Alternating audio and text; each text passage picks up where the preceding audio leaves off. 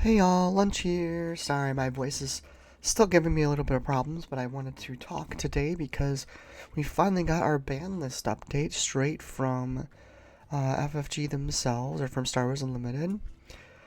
And I just kind of wanted to go over it real quick. Spoilers, as you don't know, it's Triple Dark Raid, Jango Fett, and DJ were the three cards that got banned. I'll give you my own opinions on that a little bit later. First of all, thank you so much, FFG, for having this nice big article for us where you go over like the reasonings behind bans and stuff. It's really important in games, and a lot of games don't actually get that kind of transparency. So I'm really, really happy that you actually put the effort in to do that. They did mention that last month they had an announcement where they wouldn't be suspending any cards, but they were looking at Han Solo in specific. This was before Jump to Lightspeed.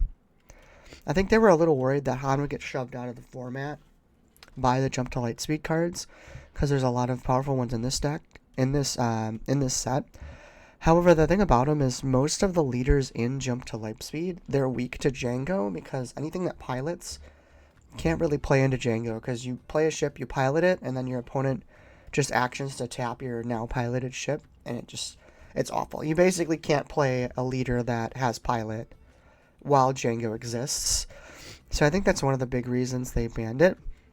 They did note that they're given the results of inaugural sector qualifiers, so they actually did look at like what was doing well. First one they talk about is Triple Dark Raid, and they especially highlight dealing up to 13 damage to base for 6 resources. Also the fact that like you get a powerful over-the-top burn spell.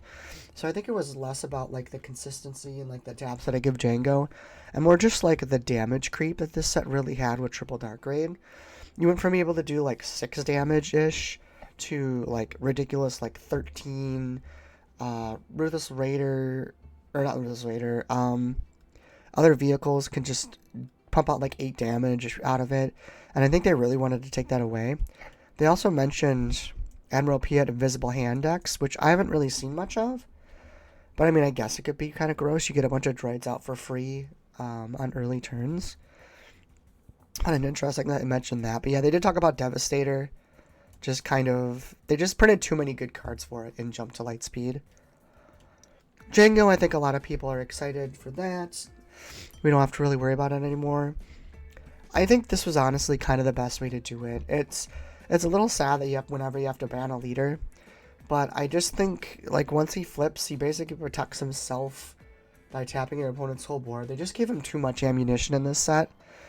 And as long as Django exists, he just pushes out so many other like deck types. They talk about, IG-2000, War Juggernaut, things like that. They also talk about this as like an over-the-top burn deck too.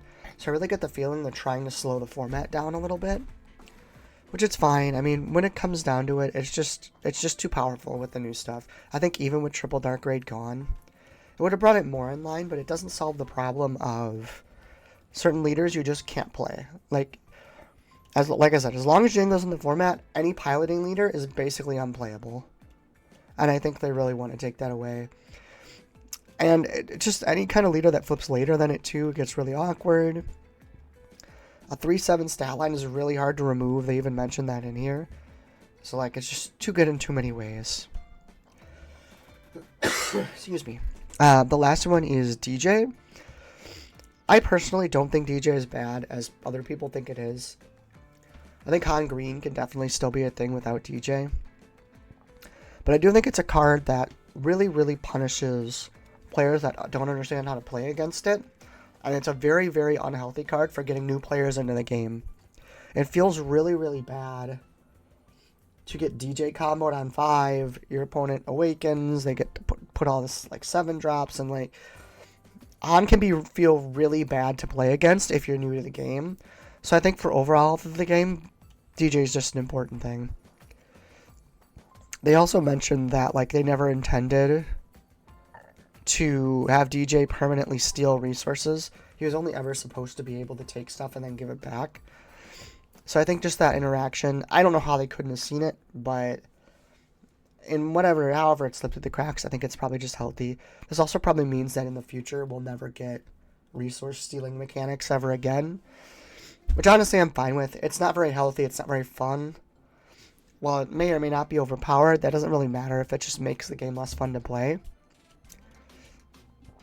I do want to read the looking forward real quick. So, let's see, rest of your development was exceptionally tight for a small team. So it looks like the first 3 sets in particular, they had a small team to make them with, so I'm guessing the balance on them, they're just, honestly, is pretty good for what they, kind of the team that they had. They mentioned that triple dark raid was acceptable when it came out, but with the increase in vehicle units and jump to light speed, it just kind of got crazy.